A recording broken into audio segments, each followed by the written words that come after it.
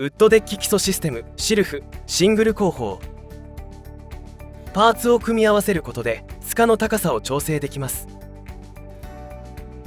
塚は頑丈なポリプロピレン製、ノコギリでカットすることも可能です。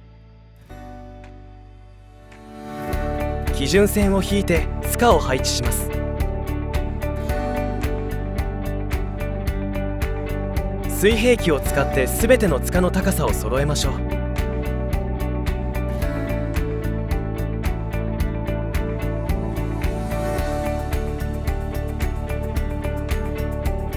アルミネダを塚の上にはめ込んでいきます。アルミネダの接続部分には専用のジョイント部材を挿入します。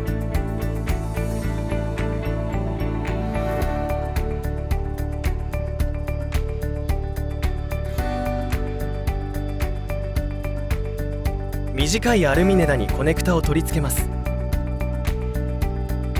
長いアルミネダの間に挿入して90度回転させることで固定します。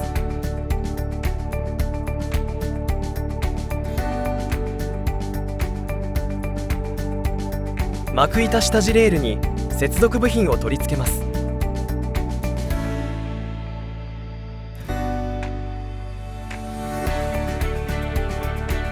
アルミネダに接続部品の爪を挿入して取り付けます。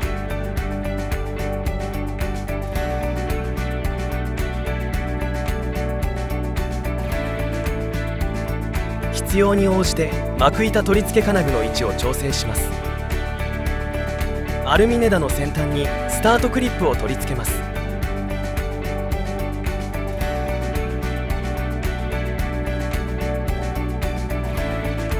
1列目のデッキを配置します。デッキ1枚につき1個の固定クリップ B を取り付けます。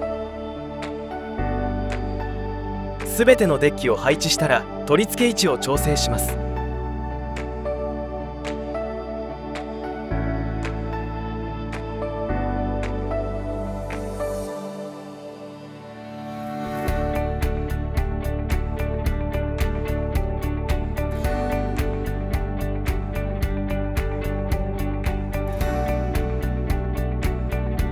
デッキの位置が決まったら固定クリップ A を挿入します。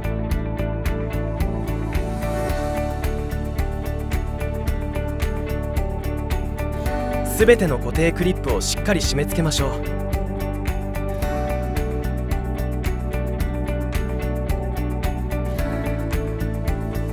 膜板をドリルビスで固定します。